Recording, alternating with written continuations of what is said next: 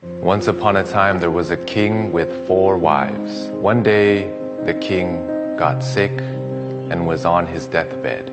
Afraid of being in the afterlife alone, he asked his 4th wife, which he loved the most, and bought her diamonds and gold and elegant clothing.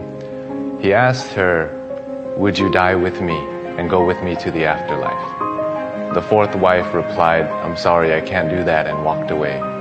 He also loved his 3rd wife and was very proud and would always show her off to neighboring kingdoms. So he called on his 3rd wife and asked, "Would you accompany me to the afterlife?"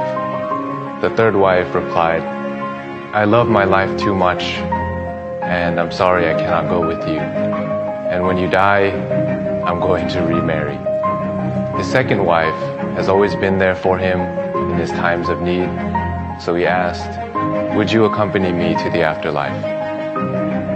The 2nd wife then replied, "I'm sorry that I can't help you out this time, but what I can do is arrange your funeral, and I will be there for your funeral."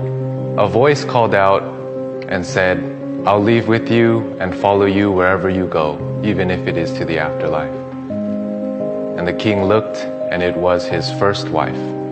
But this was the wife that he took care of the least. Felt embarrassed and said, "I'm sorry, I should have taken more care of you and given you more attention when I was alive."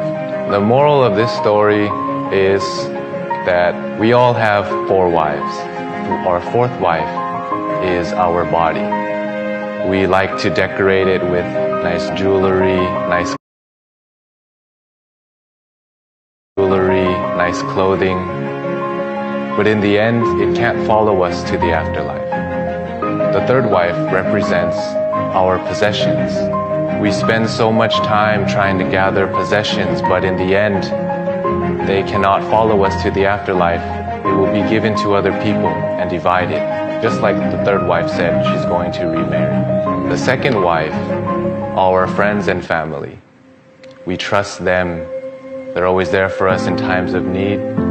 But the furthest they can go with us is to our funeral and send us off. Our 1st wife, the 1st wife represents our soul. We usually neglect taking care of our soul. That is the thing that will follow us to the afterlife. Care for your body, keep it healthy, enjoy your possessions and the comfort they provide. Cherish your friends and family for the love that they provide. But don't forget to take care of your soul, nourish your soul. Take time to be alone, take time to pray, take time to meditate, because it is the source of all of your life and your most faithful friend. I hope this story can help you or somebody that you love.